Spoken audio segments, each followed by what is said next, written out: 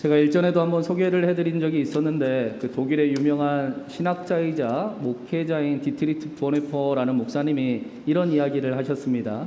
모든 인간은 우리는 그 믿고자 하는 마음에 욕망을 가지고 있을 수밖에 없다라고 이야기를 합니다.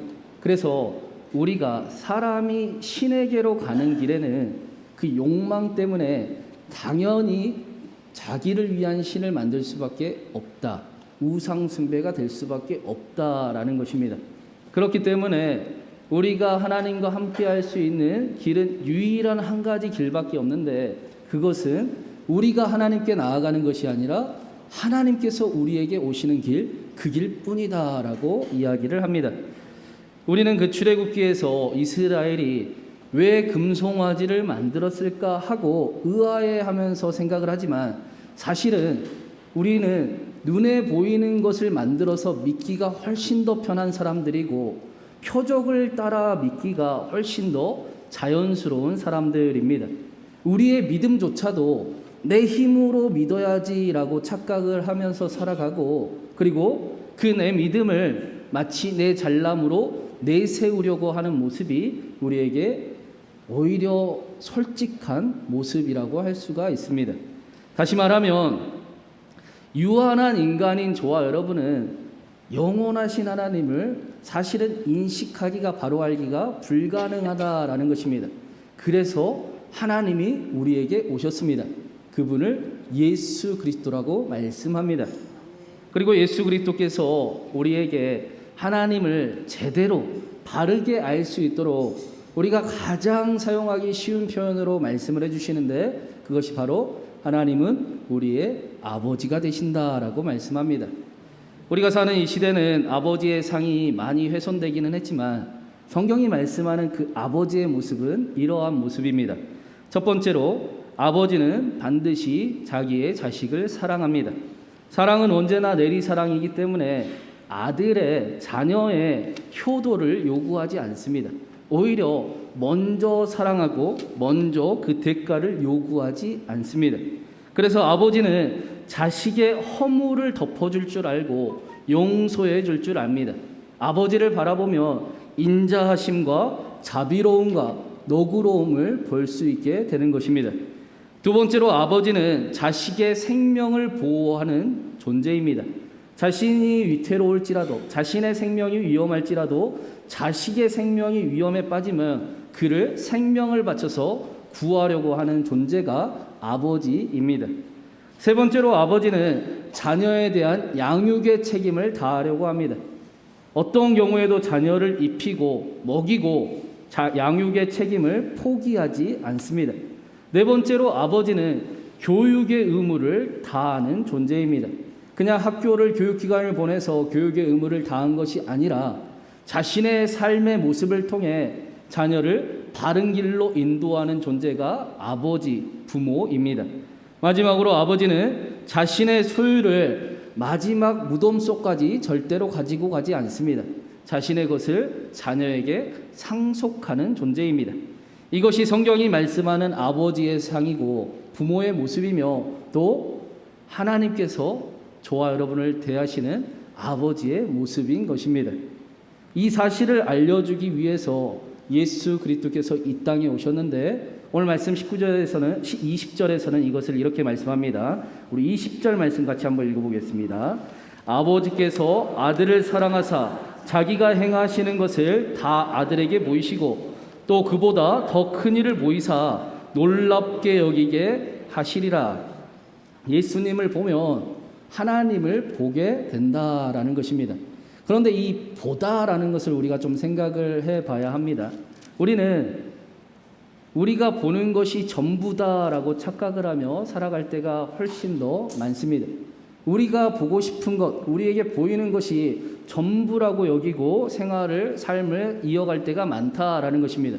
그런데 여러분, 우리가 보는 게 전부가 아닌 줄 아십니까? 예를 들면 우리가 주중에 뒤에 벽을 굉장히 환하게 수리를 마쳤지 않습니까? 굉장히 교회 강대상이 환해졌는데 저는 이것만 해도 되겠다 싶은데 안 된대요. 바닥도 해야 된대요. 여튼 그 뒤에 벽을 공사를 해놨더니 환해졌더니 누군가 그런 얘기를 합니다. 지금은 불이 켜져서 안 보이지만 천장의 흔적들이 눈에 훨씬 더 띈다라는 거예요. 새로운 것이 보이기 시작했더니 안 보이던 것들이 새롭게 보이기 시작하는 일이 우리에게 나타났습니다. 우리의 보는 것도 이와 비슷한 것입니다. 어떤 집사님이 어저께 청소하시면서 기가 막힌 비유를 합니다. 쌍꺼풀 수술을 했더니 다른 곳이 고칠 때가 보이는 것 같이 새로운 곳이 보인다라는 것입니다. 이것을 19절에서 예수님께서 우리에게 더 큰 일을 보이사 우리로 놀랍게 여기게 하시리라. 우리가 모르던 사실이 있었는데, 우리가 깨닫지 못하던 사실이 있었는데 예수님이 더 큰 일을 알게 해주셔서 우리를 놀랍게 해주시고 새로운 것을 깨달아 온전한 삶을 살아가는 인생들이 되게 주신다라는 것입니다. 그렇다면 더 큰 일은 무엇인가? 38년 된 병자의 이야기가 계속 이어지고 있습니다. 38년 된 병자가 걷지 못하던 그 자가 일어난 것보다 훨씬 더 큰 일을 예수님은 보여주신다라는 것입니다. 표적을 통해서 보여주신 그 일이 전부가 아니라 그 표적이 이끌고 가는 더 하나님의 놀라운 뜻을 알게 된다라는 것입니다.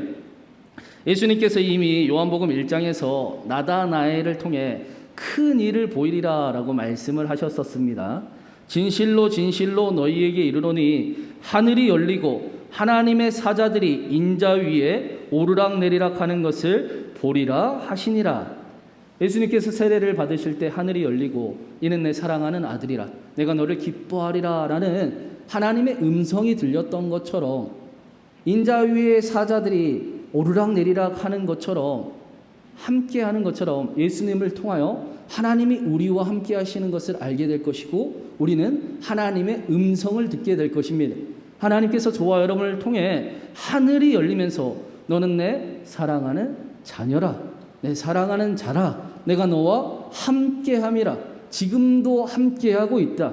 너가 온전할 때도 함께할 것이고 너가 연약할 때도 함께할 것이고 심지어는 너가 실수하고 나를 배신할 때도 너는 나와 함께하는, 내가 너와 함께하는 것을 너는 경험하게 될 것이다. 내가 너를 끝까지 사랑하고 너를 기뻐하노라 라는 그 놀라운 사실을 예수님께서 큰 일을 통해 알게 하시고 보게 하신다라는 것입니다. 여러분이 기도를 많이 해주셔서 저희 둘째 딸 안나가 굉장히 많이 좋아졌습니다.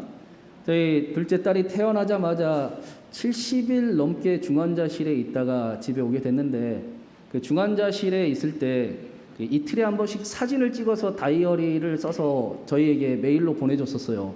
그런데 안나의 사진을 볼 때마다 인공호흡기를 이제 끼고 있고 스스로 밥을 못 먹기 때문에 코에는 콧줄을 달고 있고 또 주사 바늘이 여기저기 주사 바늘을 꼽고 주사줄이 이어진 모습에 제 마음속에 소원이 하나 있었어요. 안나의 웃는 모습을 한번 보면 좋겠다라는 소원이 있었습니다.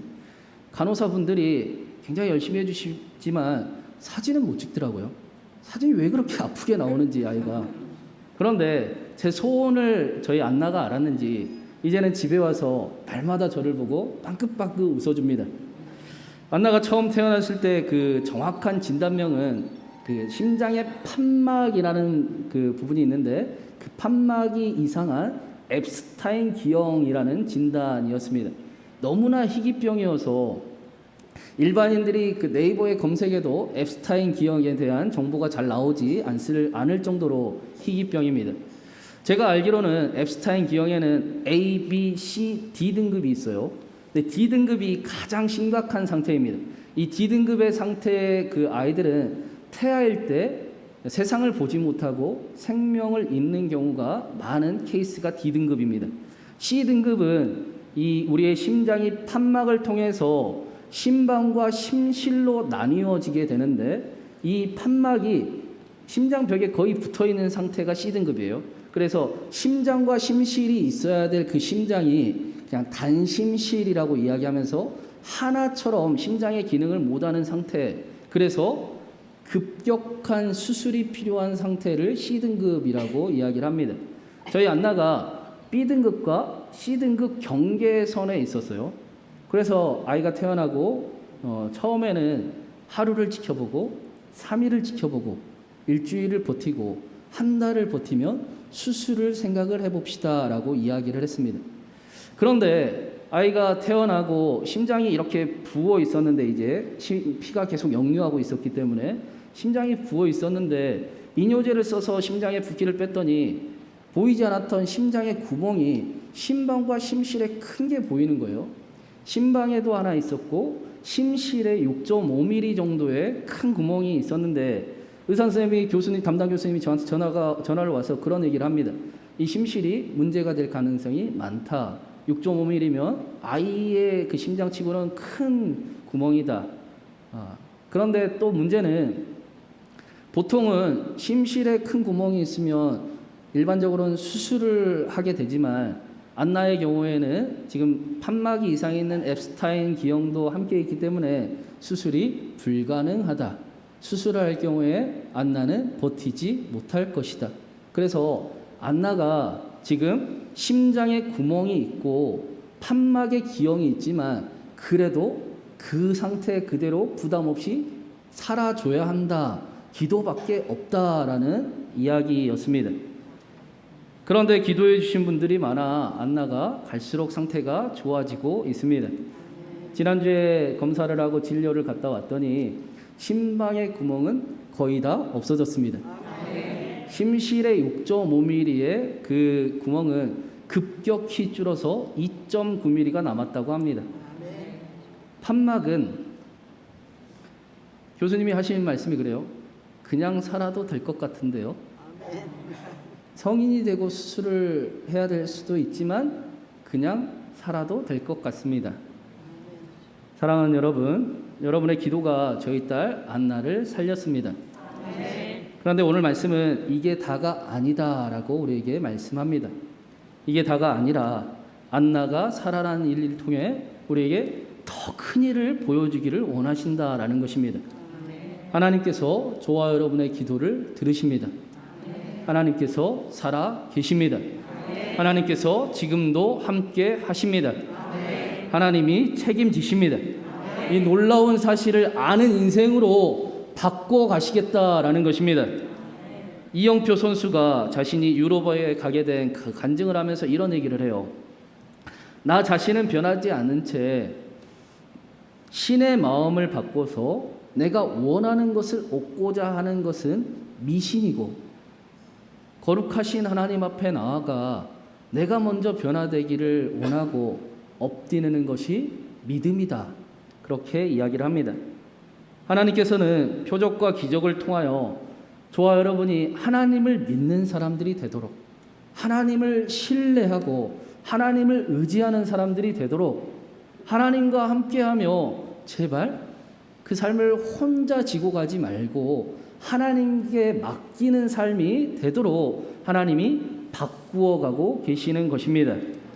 오늘 말씀에서는 예수님께서 이 큰일이 무엇인가 24절에 이렇게 말씀을 하십니다. 우리 24절도 같이 읽어보겠습니다.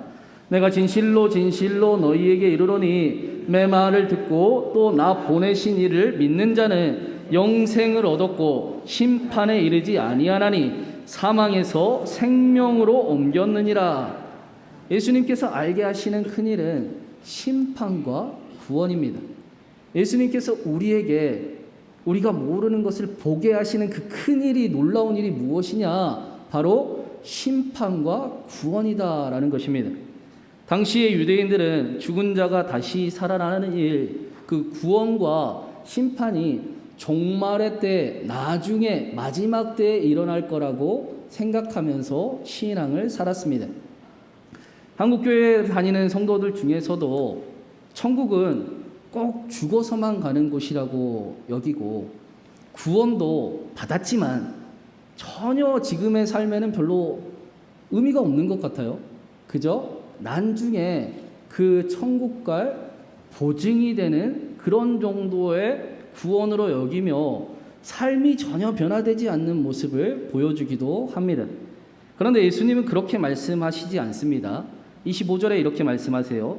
진실로 진실로 너희에게 이르노니 죽은 자들이 하나님의 아들의 음성을 들을 때가 오나니 곧 이때라. 듣는 자는 살아나리라. 종말의 때가 아니라 곧 이때라 라고 말씀합니다. 나중이 아니라 지금 천국이 임하고 지금 구원이 임하며 지금 심판도 여기에 임한다라고 말씀하십니다. 그렇다면 그 구원과 심판은 어떻게 나타나는가? 우리 29절 말씀을 함께 한번 읽어보겠습니다. 29절입니다. 선한 일을 행하는 자는 생명의 부활로, 악한 일을 행하는 자는 심판의 부활로 나오리라. 선한 일을 행하는 자는 생명의 부활이 나타날 것이고, 또 악한 일을 행하는 자는 심판의 부활이 나타날 것입니다. 언뜻 보면 또다시 우리에게 선한 일을 강요하고 행위를 강조하는 것처럼 들리기도 합니다. 그런데 여기 선한 일이라는 단어는 창세기 1장에 하나님께서 보시기에 좋았더라 할 때 쓰신 단어와 같은 의미의 단어입니다. 선한 일이라는 것은 하나님을 기뻐하는 일, 하나님을 만족하는 일을 선한 일이다라고 말씀하는 것입니다. 예수님께서는 이것을 뭐라고 말씀하셨습니까? 거듭남이다. 거듭난 사람이 하나님을 기뻐한다라고 말씀하셨습니다. 하나님의 일을 기뻐하는 사람들에게는 생명의 부활이 나타날 것입니다. 그런데 여전히 하나님의 일을 알지만, 그러나 자신의 육체의 소욕이 더 귀하고 소중하고 즐거워서 쥐약인 줄 알면서도 쥐약을 여전히 먹고 있는 사람의 그 삶에는 심판이 가득할 수밖에 없다라고 말씀합니다. 시편 109편 17절 18절에 심판이 가득한 사람들의 삶의 모습이 어떤가 이렇게 표현을 합니다. 제가 한번 읽어드리겠습니다. 그가 저주하기를 좋아하더니 그것이 자기에게 임하고 축복하기를 기뻐하지 아니하더니 복이 그를 멀리 떠났으며 또 저주하기를 옷 입듯 하더니 저주가 물같이 그의 몸속에 들어가며 기름같이 그의 뼛속에 들어갔나이다. 육체의 소욕을 따라 스스로 미워하는 일이 더 즐겁고 불평하는 일이 더 자연스럽고 다른 사람을 저주하기를 좋아하는 그 모습이 너무나 가득해서 그 사람의 삶은 마치 저주를 옷 입는 것 같습니다. 그의 몸속에, 그의 뼛속에도 저주가 가득 채워져 있는 것 같습니다. 그래서 그들은 축복이 임하려고 하다가도 오히려 축복을 발로 뻥 차버리고 저주의 말을 하면서 저주가 다시 자기에게로 돌아오는 것을 경험하는 삶, 심판이 가득한 삶을 살아가고 있다라는 것입니다. 그런데 같은 시편에 그 적들이 가득하고 저주하는 말들이 가득한 그 상황 속에서 다윗은 이렇게 고백을 합니다. 나는 사랑하나 그들은 도리어 나를 대적하니 나는 기도할 뿐이라. 많은 대적들이 자신을 저주하고 저주하는 말들이 너무나 가득하지만 그래도 나는 사랑할 것이고, 그러나 여전히 나를 대적하고 있으니 나는 기도할 뿐입니다. 다윗이 이렇게 살아갈 수 있는 이유는 주 여호와여 주의 이름으로 말미암아 나를 선대하소서, 주의 인자하심이 선하시오니 나를 건지소서라는 기도 때문이었습니다. 다윗은 하나님께 기도하면서 하나님, 나는 선한 사람이고 저 사람은 악한 사람이니 저 사람을 심판하여 주시옵시오라고 절대로 기도하지 않았습니다. 하나님, 나 역시 하나님의 인자하심이 필요한 사람입니다. 나도 똑같이 저주하기가 즐겁고 다른 사람 미워하는 게 편하고 이기적인 삶이 더 자연스러운 나인 것을 하나님이 더 잘 아시오니 나를 선대하시고 나를 건져주셔서 그 저주가 돌아오는 삶 말고 영생의 삶, 생명의 삶을 내가 살아갈 수 있게 해 주십시오라고 기도했던 것입니다. 사랑하는 여러분, 우리가 어떻게 하나님의 일을 기뻐하면서 살아갈 수 있겠습니까? 성령이 저와 여러분에게 임하셨기 때문입니다. 그래서 하나님의 일이 기뻐지는 겁니다. 예수님께서 우리에게 우리가 모르던 큰 일을 알게 해주셔서 보다 소중하고 귀한 일을 알게 해주셔서 하나님의 일이 기뻐지고 사랑하는 일이 더 원해지고 섬기고 낮아지고 희생하고 배려하는 삶을 살아가는 것이지, 우리는 원래부터가 육체의 소욕이 가득하기 때문에 하나님이 떠나시면, 하나님이 안 계시면 음란하고 타락하고 거짓을 일삼으며 자기 자신을 너무나 사랑하는 이기적인 존재가 저와 여러분인 것입니다. 우리가 생명의 부활을 걸어갈 수 있는 이유는 하나님이 저와 여러분 가운데 함께 하시기 때문입니다. 우리가 하나님의 일을 기뻐하는 이유는 성령이 저와 여러분 가운데 함께 하시기 때문입니다. 우리가 하나님의 일을 기뻐할 수 있는 것은 예수님께서 큰 일을 보여주셨기 때문입니다. 예수님께서 십자가를 통해 보여주신 큰 일이 어떠한 일이었습니까? 십자가는 원래 심판을 상징하는 나무였습니다. 십자가는 저주를 대표하는 형벌이 십자가입니다. 그런데 예수님께서 그 심판을 구원으로 바꾸셨습니다. 저주를 사랑으로 바꾸셨습니다. 그래서 우리는 십자가를 바라볼 때 심판을 생각하지 않습니다. 심판이 구원이 되었습니다. 십자가를 바라볼 때 저주를 바라보지 않습니다. 저주가 사랑이 되었습니다. 그래서 예수 그리스도를 믿는 사람들은 심판을 바라볼 때 심판으로 바라봐지지 아니하고 구원으로 여기며 하나님 앞에 나아갈 수 있는 것입니다. 우리는 미워하는 일을 내버려 두지 아니하고 미움에서 빠져나올 수 있도록 더 하나님을 찾는 삶을 살아가고 있는 것입니다. 그리스도인들은 죄악 가운데 빠져서 연약함 가운데 죄악을 내버려 두지 아니하고 그렇기 때문에 더 하나님 앞에 나아가는 삶을 살아가곤 합니다. 그리스도인들은 실패와 상처가 있기 때문에 더 하나님을 찾는 사람들이 그리스도인들입니다. 하나님 앞에 서는 일이 심판이 아니라 구원이기 때문입니다. 그래야 우리의 삶에 심판이 사라지고 생명의 부활만 가득하다는 것을 우리가 믿기 때문입니다. 알고 있기 때문입니다. 하나님 앞에 서는 일이 심판이 아니라 구원이고 우리는 사망에서 생명으로 옮겨진 사람들임을 믿으시기 바랍니다. 그래서 우리는 하나님을 더 사랑합니다.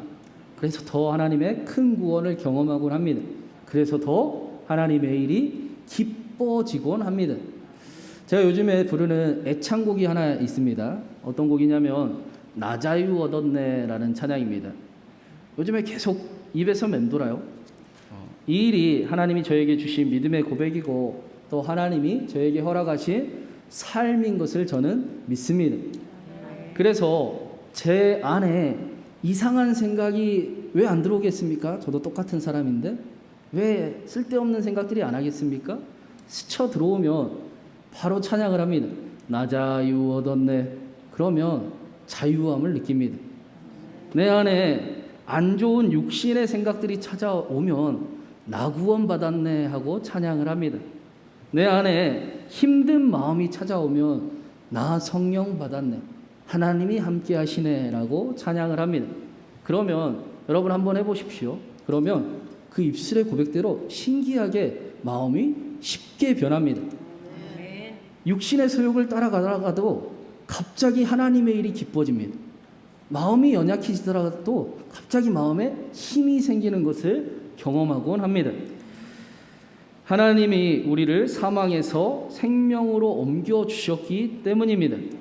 하나님의 일을 기뻐하고 자유와 구원과 평강을 허락해 주셨기 때문입니다. 제주도 이야기를 마지막으로 좀 하려고 하는데요. 그 제주도에 가면 우리나라의 초대 목사님 7분 중에 한 분이 이기풍 목사님의 그 믿음의 발자취가 거기 제주도에 흔적이 남아 있습니다. 이기풍 목사님은 초대 우리나라의 목사님으로 그렇게 목회를 하시다가 신사참배를 거절하고 결국에는 고문을 너무나 당해서 그 고문을 당하다 몸이 약해져서 돌아가셨습니다. 그 제주도에 선교를 당시에는 선교를 가셨는데 선교를 가셔서 지으신 개척하신 교회가 10개가 넘게 그곳에 10개 정도의 교회가 남아 있어요. 제가 전에 청년 사역을 할 때 그 청년들과 그 이기풍 선교사님의 그 믿음의 발자취를 따라 비전 트립을 다녀온 적이 있었습니다. 그래서 너무 그때 다녀온 게 너무 좋아서 코로나로 멈춰있던 우리가 이제 다시 수련회를 청년들도 떠나고 중고등부도 떠나고 하는데 청년들에게 전도사님에게 제주도로 비전 트립을 한번 갔다 와봐라 라고 이야기를 했습니다.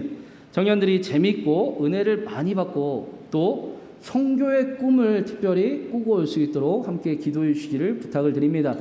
또 혹시 가정에 청년들이 있다면 전도사님과 연락하셔서 꼭 보내주실 수 있도록 갈 수 있도록 함께 도와주시기를 부탁을 드립니다.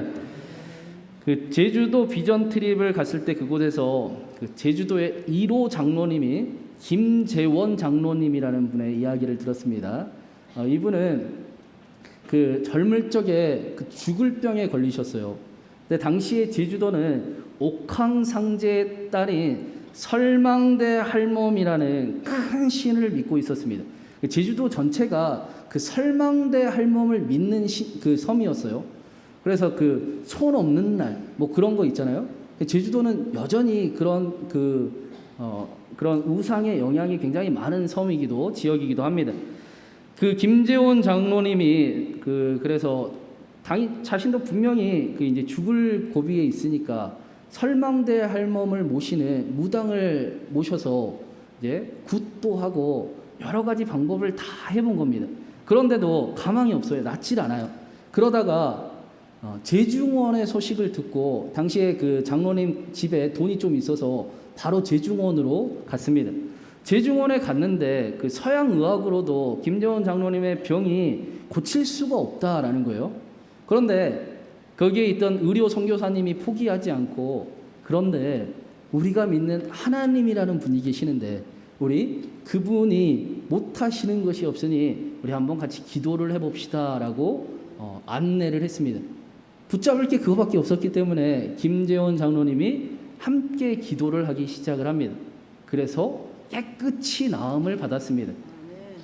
그 과정 속에 세례를 받기도 했습니다. 깨끗한 모습으로 그 멀쩡하게 제주도를 다시 돌아갔는데 사람들도 놀랬겠지요. 근데 문제가 하나 생긴 거예요. 제주도는 설망대 할멈을 모신다고 했잖아요. 제사를 항상 다 가문으로 고향 마을로 통째로 그렇게 제사를 같이 드리는데 이 김재원 장로님은 나를 살려주신 분은 설망대 할멈이 아니라 설망대 할멈보다 더 큰 하나님이시기 때문에 나는 제사를 드릴 수 없다라고 거부를 합니다. 그래서 문제가 생기는 거예요. 그래서 멍석마리를 당해서 죽기 전까지 정말로 사람들이 죽이려고 너 같은 사람은 동네에 있으면 안 된다고 죽이려고 했습니다. 그때 그의 어머니가 그 멍석마리를 몸으로 막으면서 내 아들을 살려준 신이 누구냐? 나도 그 하나님 믿겠다 하고 그 아들을 살립니다.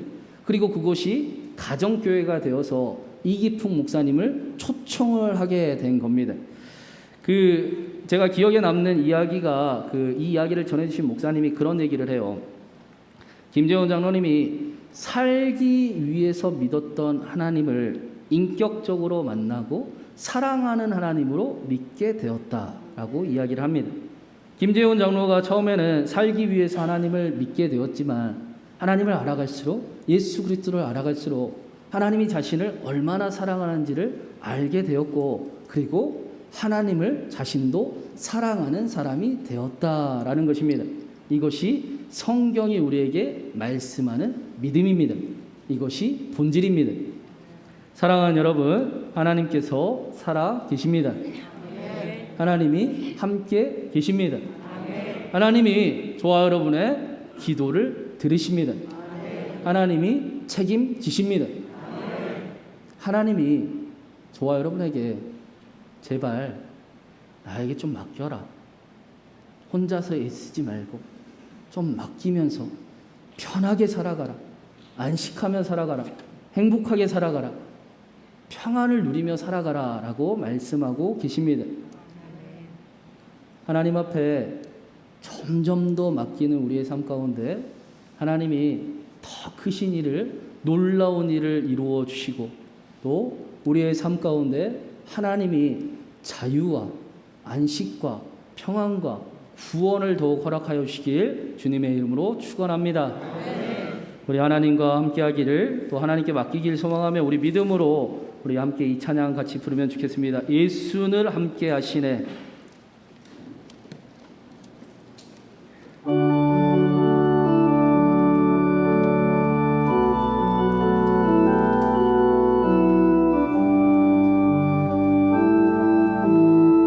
고단한 인생길 힘겨운 오늘도, 고단한 인생길 힘겨운 오늘도 예수 내 마음 아시나. 지나간 아픔도 마주할 세상도 예수 내 마음 아시나. 하루를 살아도 하루를 살아 기쁨으로 가리, 기쁨으로 가리. 예수 내 함께 하시나. 후회도 염려도 온전히 맡기리. 예수 내 함께 하시나. 믿음의 눈 들어, 믿음의 눈 들어 주를 보리. 이 또한 지나가리라. 주어진 내 삶의 시간 속에 주의 뜻 알게 하소서. 하루를 살아도 기쁨으로 가리, 하루를 살아도 기쁨으로 가리. 예수 내 함께 하시나. 후회도 염려도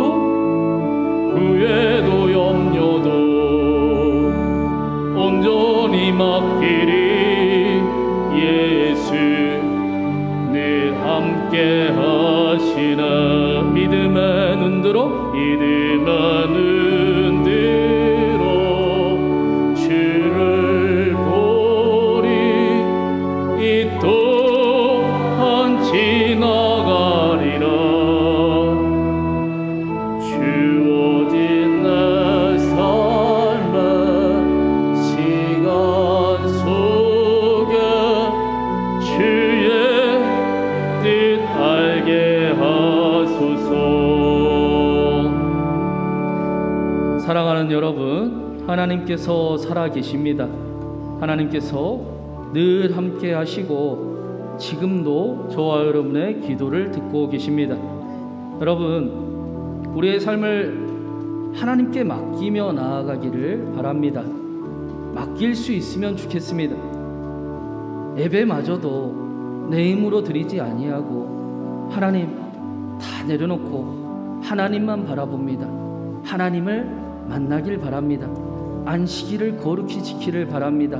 하나님, 나와 함께하여 주옵시고 내 기도 제목, 내 삶의 문제, 무거워진 가운데 하나님의 새로운 일을 알게 하시고 하나님의 큰 일을 행하여 주시옵소서. 우리 하나님께 우리의 모든 마음을, 우리의 모든 짐을 맡기기를 바라며 맡겨드리며 하나님이 큰 일을 보이실 것을, 새로운 일을 행하실 것을 기대하며 우리 살아계신 하나님께 우리의 기도에 아끼지 아니하시는 하나님께 우리 한번 같이 기도하며 나가겠습니다. 기도합니다.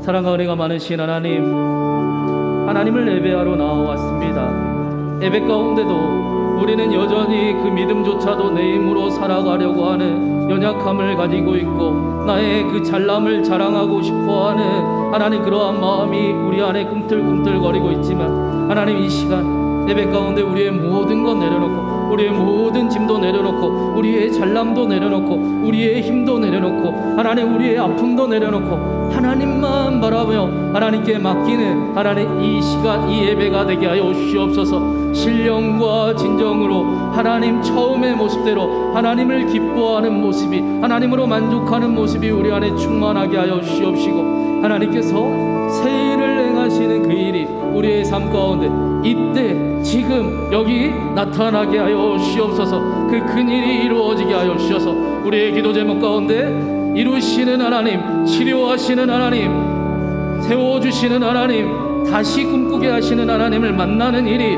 이 예배 가운데 가득하게 하여 주시옵소서. 한 사람도 빠짐없이 여전히 자신의 힘으로 저 문을 나가지 아니하게 하여 주시옵시고 하나님으로 충만하여 하나님과 함께 소망 가운데 나아가는 하나님이 주시는 그 자유와 구원과 평강으로 나아가는 하나님 귀하고 귀한 일이 이 예배 가운데 우리 모두에게 임하고 넘치게 하여 주시옵소서. 사랑하는 하나님, 하나님 앞에 우리가 엎드립니다. 우리는 예배 때조차도 우리의 힘으로 예배를 드리려 하고 믿음조차도 우리의 힘으로 이루려고 하며 그것을 우리의 잘남으로 내세우려고 하는 그런 연약한 사람들입니다. 주의 성령의 충만함을 우리에게 허락하여 주셔서 하나님이 보이게 하시고 하나님이 만족해 되게 하시며 하나님께 우리의 모든 짐을 맡기는 그렇게 안식일을 거룩히 지키는 우리 모두가 우리의 예배가 되게 하여 주시옵소서. 이 시간 우리의 마음을 내려놓고 하나님 앞에 맡긴 것들 가운데 하나님 큰 일을 보여주시옵소서. 놀라운 일을 허락하여 주시옵소서. 문제가 사라지게 하여 주시옵시고 치료하시는 하나님을 만나게 하시며 육신이 강건케 되고 마음에 힘이 생기고 소망으로 자기 힘으로 저 문을 나가는 것이 아니라 하나님으로 충만하여 모두가 소망 가운데 믿음을 붙잡고 나아가는 이 예배 우리 모두가 되게 하여 주시옵소서. 그렇게 살아계셔서 지금도 우리의 기도를 들으셔서 우리의 기도에 역사하시는 하나님을 찬양합니다. 하나님 이루어 주시옵시고 그렇게 더 하나님을 믿고 하나님께 맡기는 우리 모두의 평안함이 넘치고 누구보다 행복하고 빼앗기지 않는 기쁨을 간직한 삶들이 되게 하여 주시옵소서. 하나님께서 우리에게 더욱 하나님을 허락하시고 우리의 모든 기도 가운데 응답하시며 역사하시며 또 놀라운 일을 보여주실 것을 감사드리오며 살아계신 우리 주님 예수 그리스도의 이름으로 기도드리옵나이다. 아멘.